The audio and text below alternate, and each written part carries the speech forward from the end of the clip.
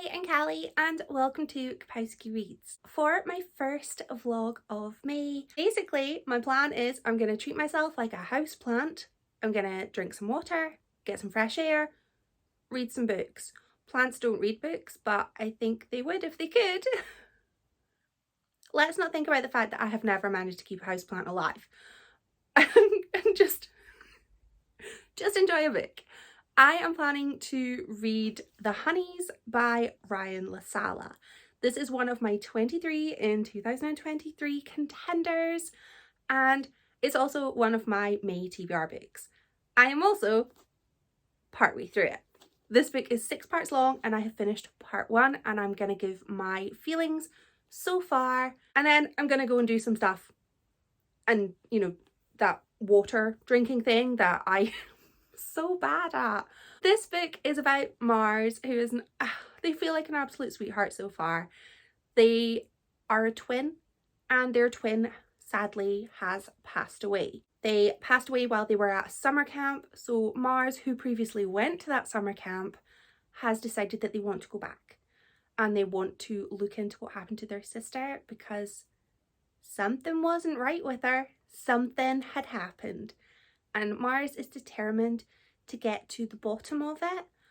And even though they left that summer camp after a horrific experience, they want to go back because they love their sister and they just want to know what happened to her, what led to her passing. This book takes place in Aspen, and I'm Scottish.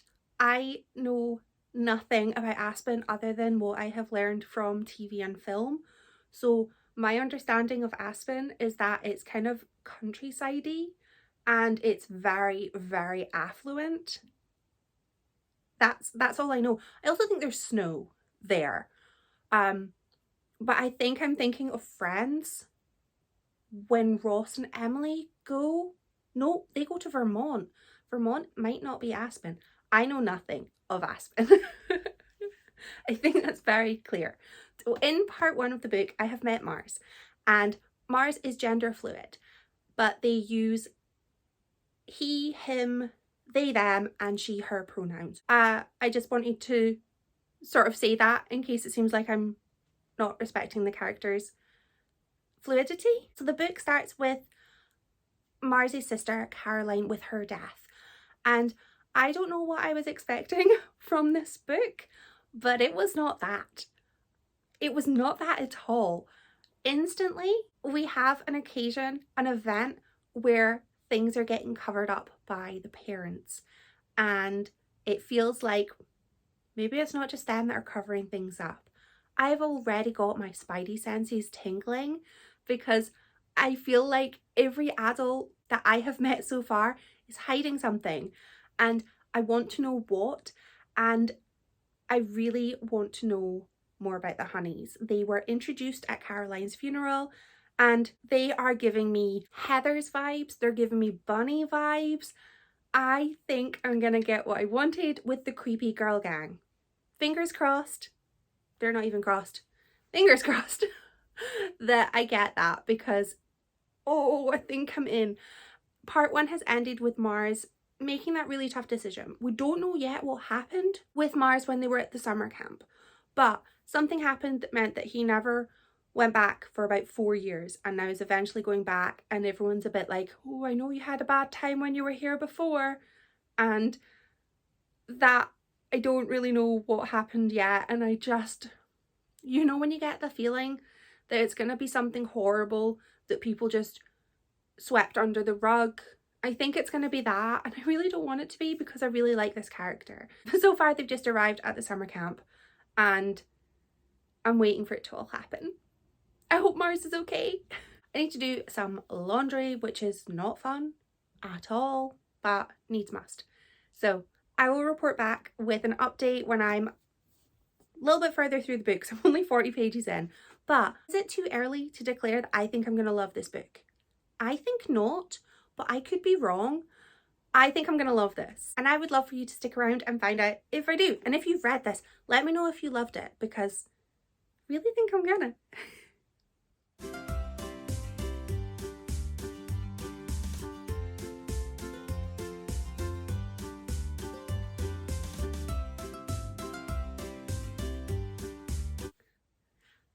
since last we spoke, I did various boring house things.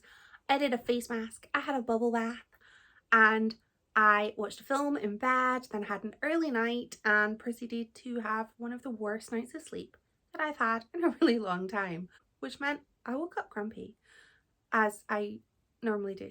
But I was really, really tired, and I need to go and get a whole bunch of toiletries because I've finished almost everything and I hate spending money. So I'm really not looking forward to it. So we're gonna go for brunch because the easiest way to make me not grumpy is to give me food.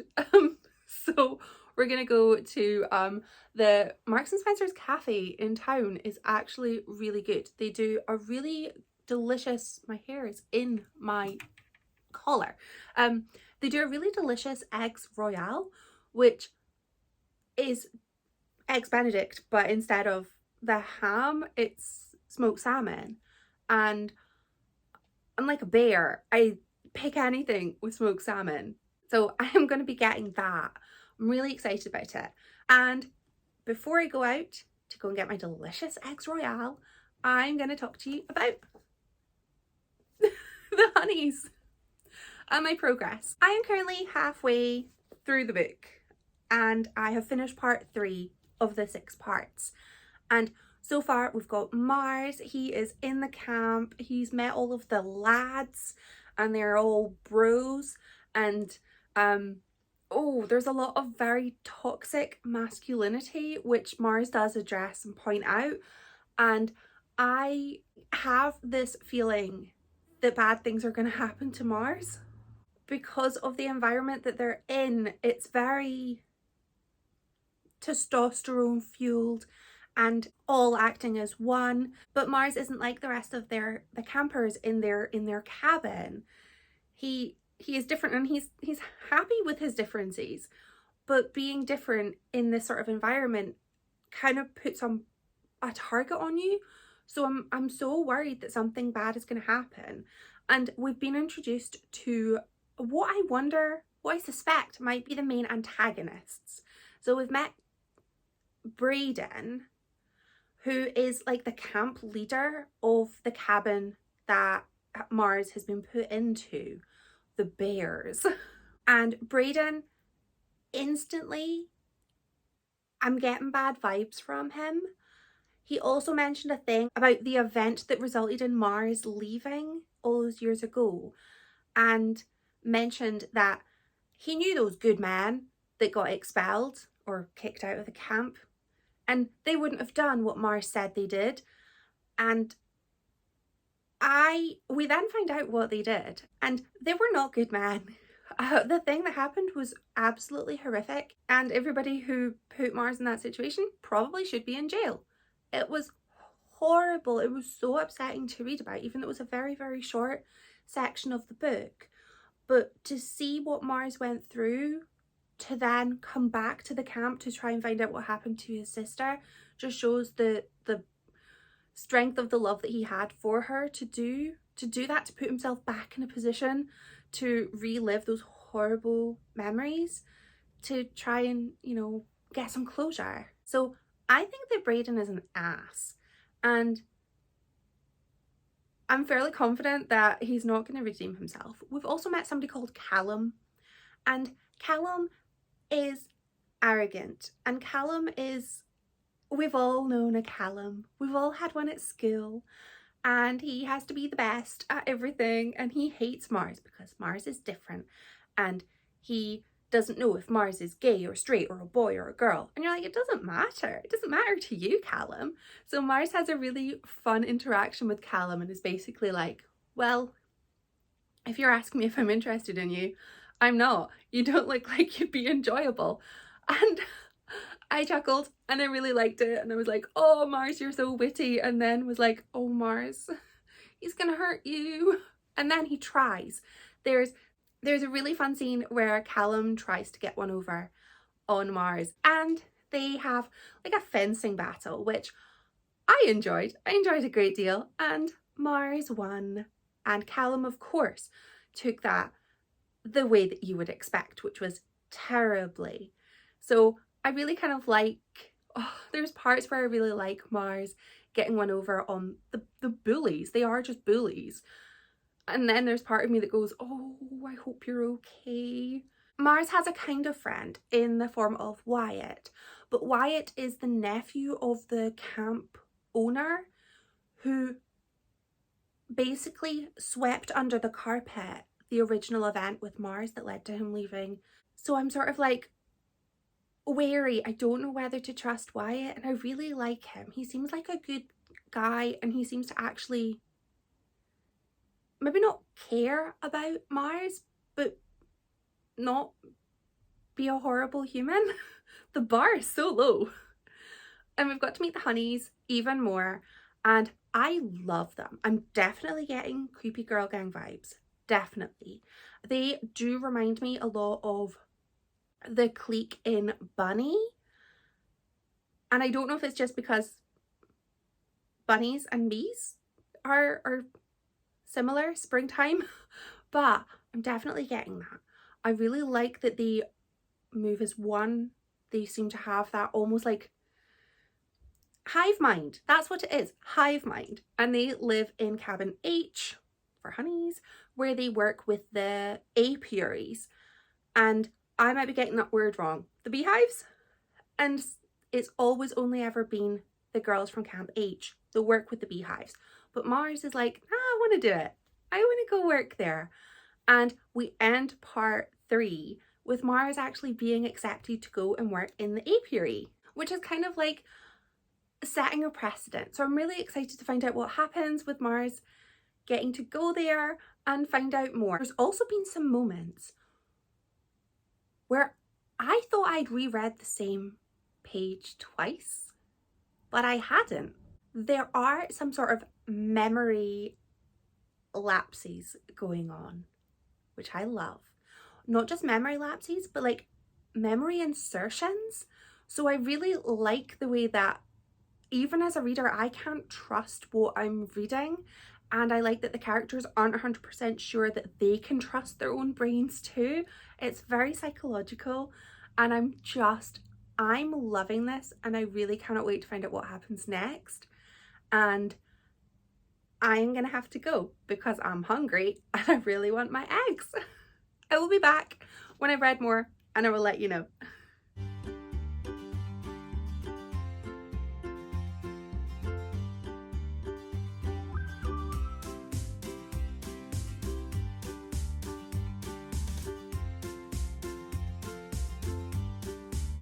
We are back from brunch and from spending far too much money on skincare, and I am now even further on in my book. I am at the end of part 4, so I've only got 2 parts left, which is about 80 pages, and I didn't realize the cat was having a bath behind me, so let's pretend he's got some privacy there. To be fair, he isn't my cat, he lives next door, so he did come here to have a bath. So there's that to consider. I am now so close to the end of this book, and I am so invested, but I also still feel like I don't know the twist. I've got some sort of suspicions, but I just can't quite put together exactly what the big reveal is going to be, so I'm really looking forward to it. In part 4, I learned to just love, I really like the honeys. I don't know if I'm meant to, but I love the way that they just stick up for each other, and they're so close, and I just really like that sort of sisterly bond that they have going on. And I love that they seem to have just taken Mars under their wings. I still don't know how I feel about Wyatt. He is once again sort of being Mars's shadow in the sort of under the guise of being like his chaperone. I just don't know how I feel about Wyatt. I'm hoping that he's a good guy. I really, really want him to be a good guy, but I've got the fear. There's still so much more will they, won't they going on between Mars and Wyatt. And I mean, if they do end up together, that's great, but I'm kind of really happy for Mars to just have a friend. In addition to the honeys, that it does feel like he's got friends. In this part of the book though, there was a reveal, and it made me start to doubt what was going on. I really love the way this book is doing the sort of mind evasion, which is terrifying but also makes for a really thrilling read. It's very psychological right now, and I'm just so excited to see what happens next. I don't hate Callum any more than I did already, because I don't think he was even mentioned in this part. If he was, it was in no great detail. He was forgettable if he was. But I hate Braden. I hate him even more. He's like an actual adult, and I forgot that he was an adult. I just thought he was one of the other 17-year-olds. That wouldn't give him a free pass for the things he says, but it makes it even creepier the way that he talks about the girls from Cabin H, because he is an adult. He is an actual grown-up adult, and he definitely, I mean, even if he was 17, the way that the boys talk about the girls is disgusting, but also very reminiscent of how they did when I was in high school. So it's kind of sad to see that nothing has changed. But it's so much worse because he's a grown-up, and he really should be sort of chastising them and telling them, no, that's not cool. But instead he's like, oh well, or just agrees with them. And I hate him, and I just really want something bad to happen to Braden. Maybe Callum as well, and Wendy. Yeah, all of the sort of adult authority figures, apart from Wyatt, who is, I think Wyatt's 18, and Lena, who's kind of the adult in charge of Cabin H, where the honeys live. I like them. They're the only adults that I will permit to be okay at the end of this book. I am just loving the way that all of these extra psychological elements are being brought in addition to the sort of almost mind erasure, plucking memories out of Marzy's brain that we've already had. There's been a few more instances of just mind control elements that I'm just really just loving. So the cat's had enough, and he has decided that he is going to go out. He couldn't wait. He was not licking himself until I started filming. I'm going to stop rambling now. When I come back, I'm going to let you know my final thoughts and feelings of the book. I still don't know. Normally I would try and call it, but I just don't know. What happened to Caroline?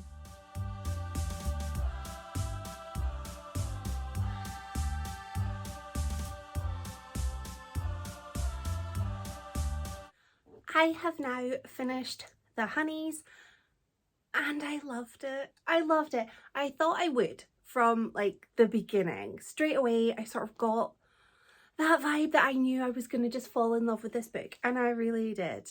I had a lot of theories of what was going to happen over the final cat hair on my face.